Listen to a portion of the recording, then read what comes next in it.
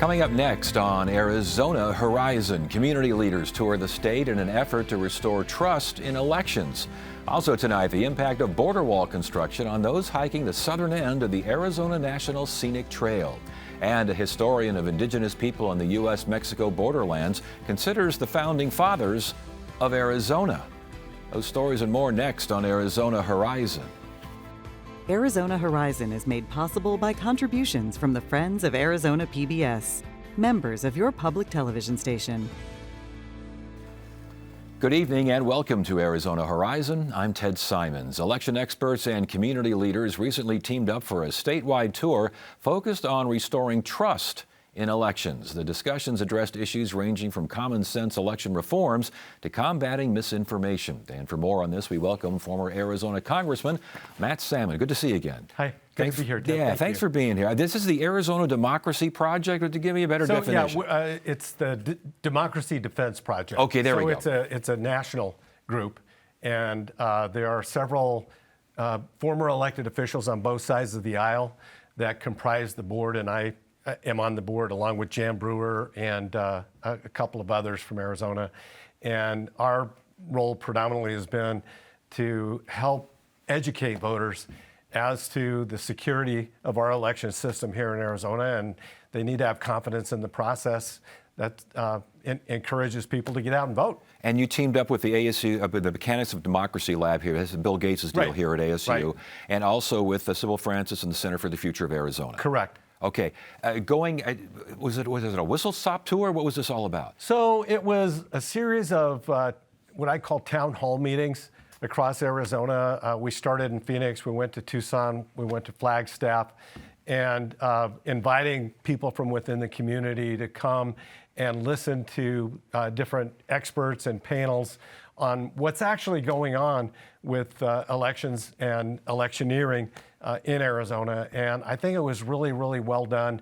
I think 100% of the battle is education. When people learn what's actually happening in our polling places and our election system, they feel a lot more comfortable than before they came and learned. I was going to ask, how are these issues addressed? I mean, in a town hall forum, I mean, do you just kind of compress everything into one, or how does that work? I mean, so there are different panels that present different sides of what's happening in the elections in Arizona, and then we open it up for question and answers. So how did trust in Arizona elections get lost?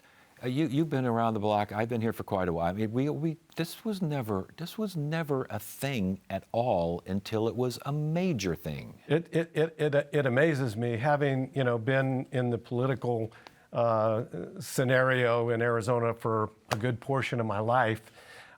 It's very shocking to see people out there questioning the veracity and the integrity of our elections. We have prided ourselves for years and years and years on the fact that, do we have glitches, isolated glitches? Yeah, from time to time, but our elections are fair and reasonable, and everybody has access. So for someone who's showed up at the town hall at one of these functions and says, Arizona elections are simply not safe, you say? I say, well, you need to look at all the facts. And you need to look at what is actually done in our elections and how there are our state laws require that there are people from both parties at each election site to make sure that the election process is done in the way that it's supposed to be done. And the chain of collection is very, very secure. We've also been early voting since the early 90s without really any problems whatsoever, and those kinds of things are shared with people, what's actually happening on the ground, instead of the rumors or the fake stuff that they read sometimes on the internet. But you mentioned education and how important education is, but what do you say to someone who is absolutely convinced and will not hear otherwise that a certain number of elections here in the past number of years, were all rigged? And it's all fake, and you can't talk them out of it. What's really interesting is so many of the people that have come to that belief are also strong, robust people that believe in rule of law. And so a lot of times we take that angle. Yeah. Oh, and interesting. And say, you know what? I know that you believe that our system of government is served well by a good, strong rule of law. And so when you look at all the lawsuits that were filed on the untoward aspects of the election, not one of them succeeded. Not one out of tens in Arizona, and multiple, almost 50, 60 nationwide, that none of them succeeded. And you have to go back to, there have to be facts. I love to go back to a quote by one of my favorite people, John Adams, and he said, facts are stubborn things. Yes. And what Ronald Reagan said, you're entitled to your own opinion, but you're not entitled to your own facts. That's right. Yeah. And I love it. And I think that as people look at the facts, they walk away feeling a lot more comfortable about the elections. The polling that CFA did, Center for the Future of Arizona, big support for early voting, support for accuracy over speed, which is interesting, and a support for voting centers as opposed to traditional precinct voting. These are all things that have been used by election deniers as ways to manipulate and ways to promote fraud in elections. It seems like they go through, remember the Sharpies? Yes. And then, our voting machines are connected to the internet. I don't know if you remember, but John Shattuck, a former colleague of mine, was made a special master to go in and look at the elections and came out very clearly and said, they are not connected to the internet. End of story. So, regardless of the claim, but it seems like whack-a-mole, because you put one lie to bed, and then 3 or 4 others kind of pop up over here.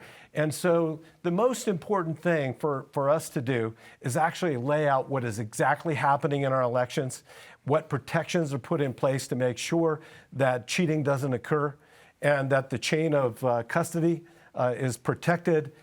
Those kinds of things are safe. So last question then. What did you take personally? What should we all take from this tour, from this Democracy Defense Project? I think more than anything, we have to be committed to the idea that the transfer of power is peaceful and that we accept the results and we move on. Time and time again, I'm going to go back to this, that the opposition has had their day in court time and time and time again, and they've never come up with one scintilla of evidence that we have a corrupt a corrupt election process. Former Congressman Matt Salmon again, the Arizona Democracy Defense Project. Correct. Thank you so much for joining us. Thank you. We appreciate it. Good to see you again. All right, good to see you.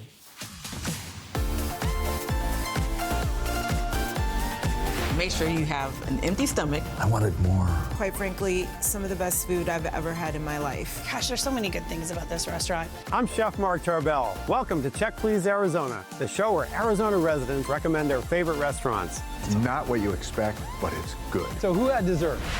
Watch Thursday at 7 p.m. on Arizona PBS.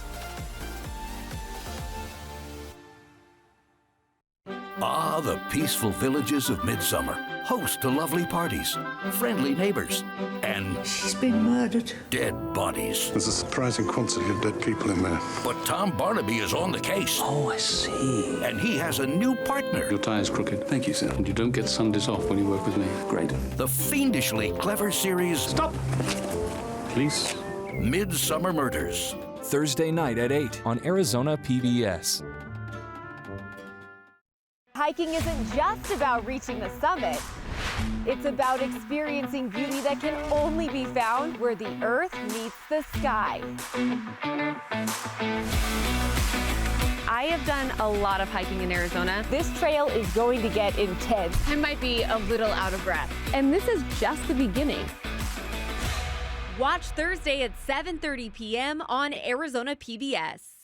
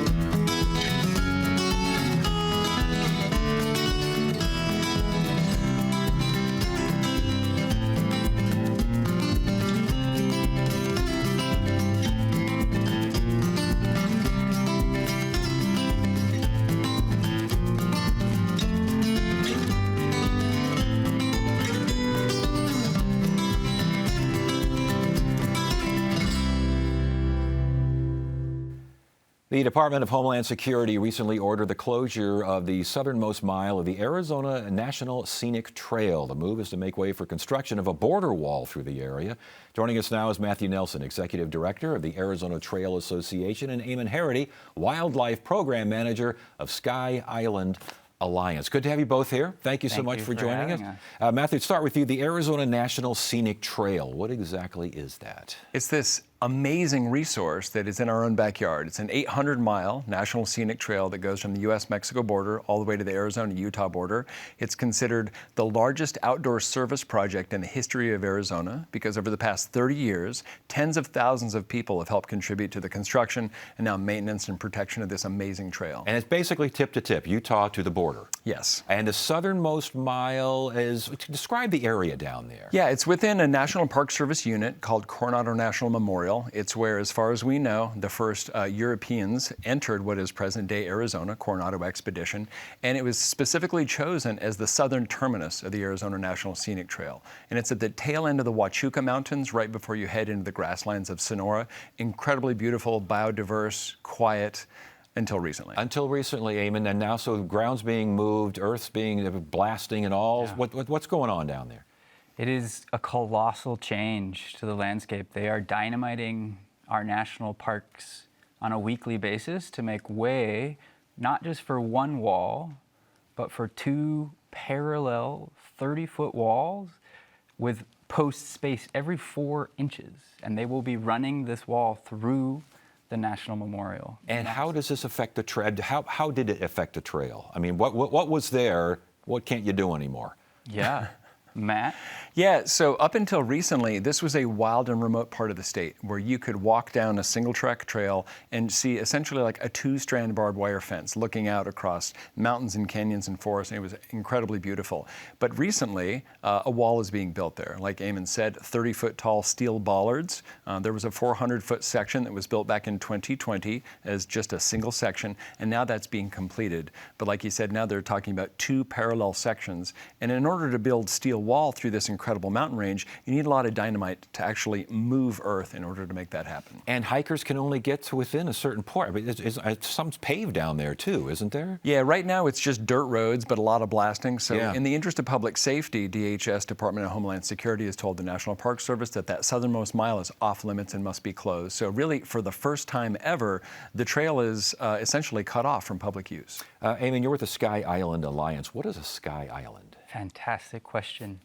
They are our mountains of our region. So we live in a desert landscape where we're familiar with the mesquites and the ocotillos and the saguaros that surround us. But if we look up, we see these massive mountains that erupt from the desert and reach high elevations where pine trees and aspens and oaks can exist. And so these Sky Islands, each mountain range is isolated from its neighboring mountain by lowland desert. So it functions kind of like an island in the sea where plants and animals that exist at those higher elevations can't access their neighbor because they're cut off by that low desert landscape. What this means is it's one of the most biologically diverse places in North America because there's habitats for everything.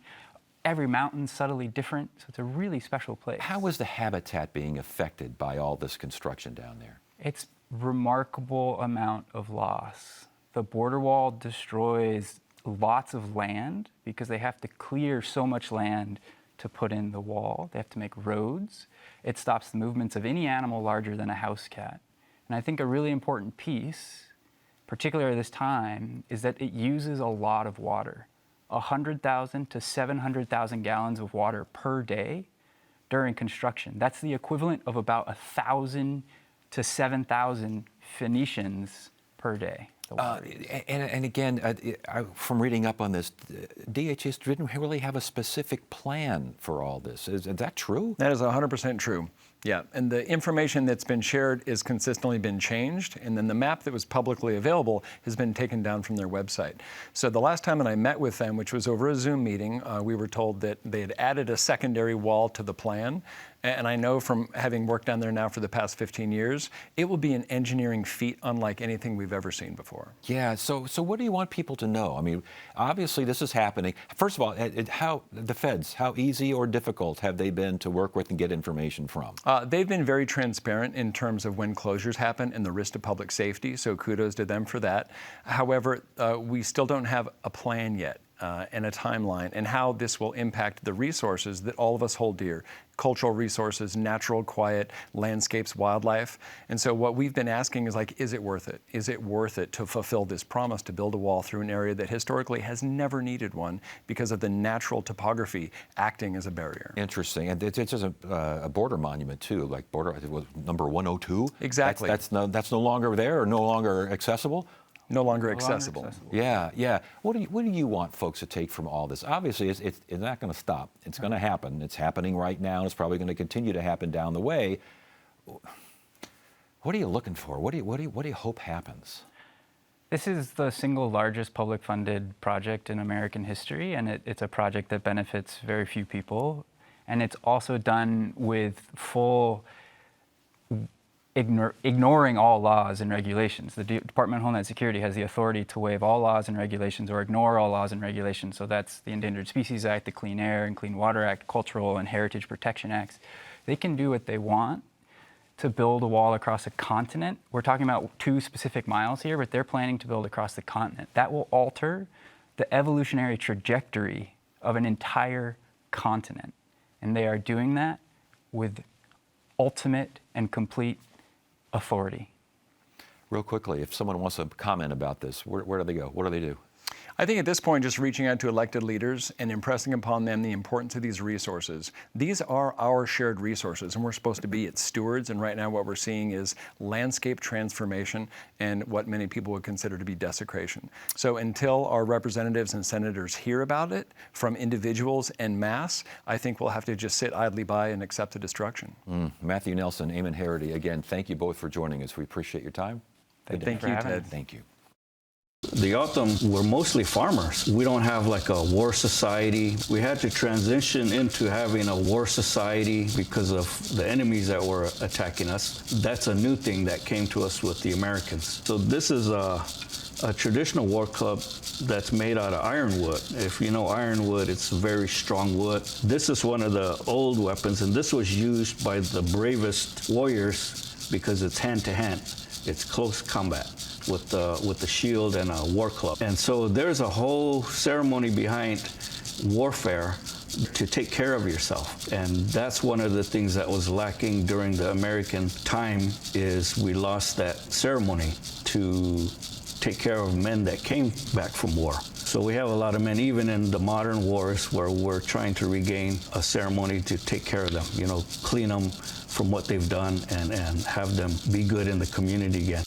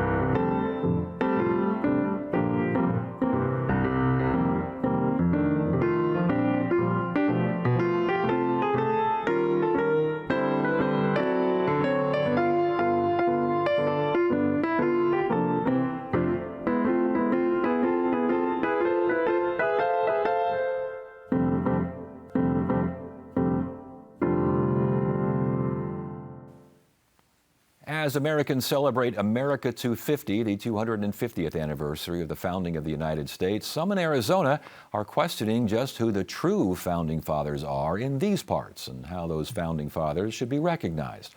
Maurice Crandall joins us now. He's an associate professor of history at ASU. He's also a citizen of the Yavapai Apache Nation of Camp Verde. Good to have you here. Welcome to Arizona Horizon. Yeah, thanks for inviting me. You betcha. Okay, when I say the phrase, founding fathers, what does that mean to you?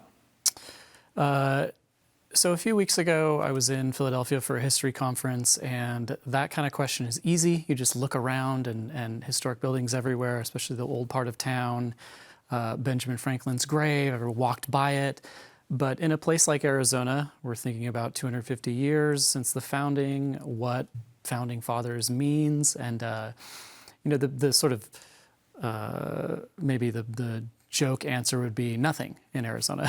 But the reality is those were important times here in Arizona as well, even if it was not part of the United States. And so we have to sort of turn our gaze back to when a different colonial power was nominally in charge in Arizona, and that was Spain. Yes. And maybe think about Spanish individuals associated with the Spanish military and government and the Catholic Church. And then on the other side, indigenous founding fathers. And so when we kind of expand our gaze a little bit, we come up with a different idea of who the founders of Arizona might be. Who was here, as far as indigenous people?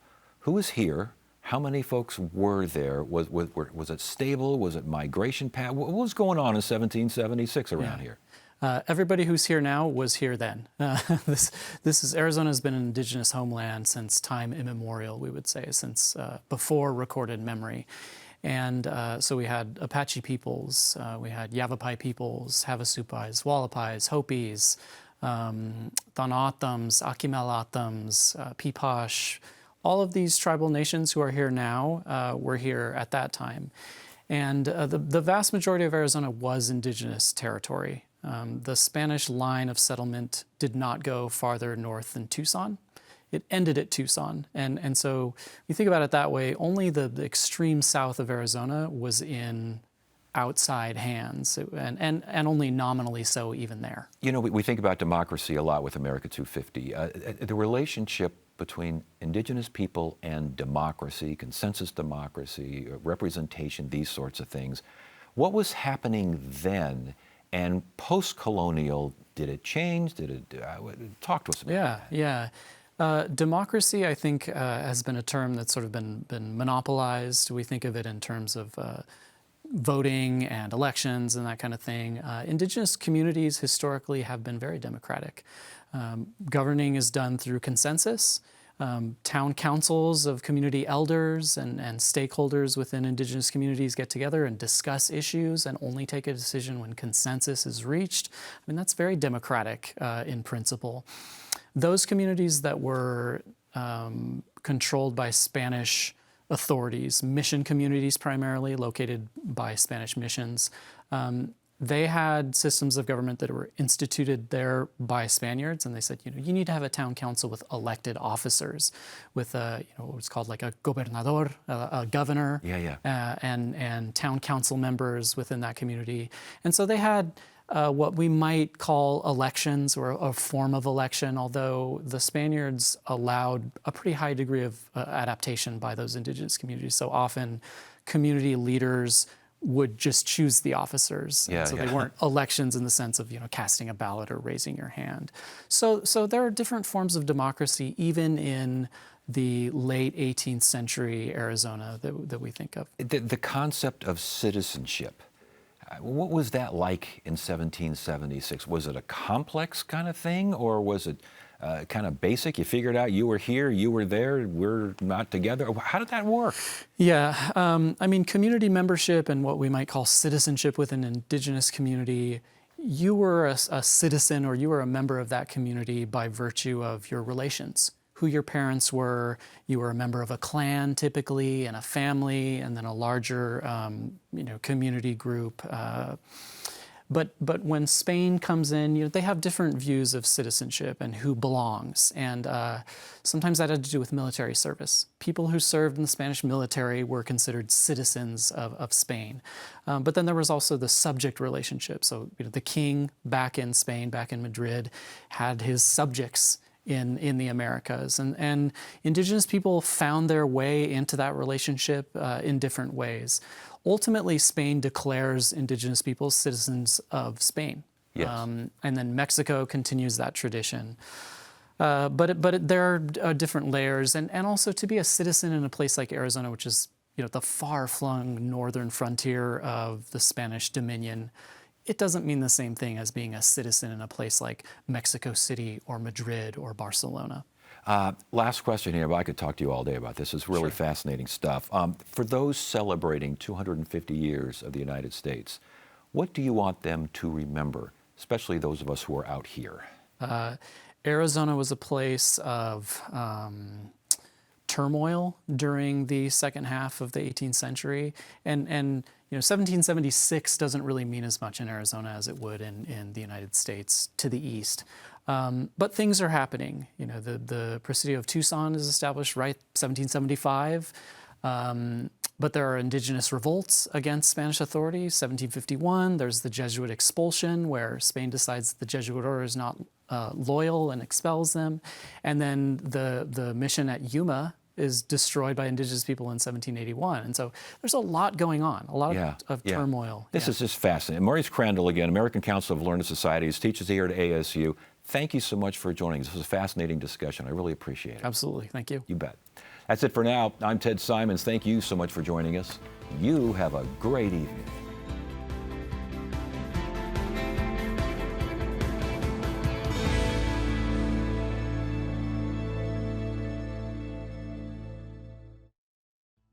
I like to think that at Arizona Horizon we are unique in the way that we present information, public policy, sometimes news, these sorts of things, because we have conversations. And I don't want conversations that human interaction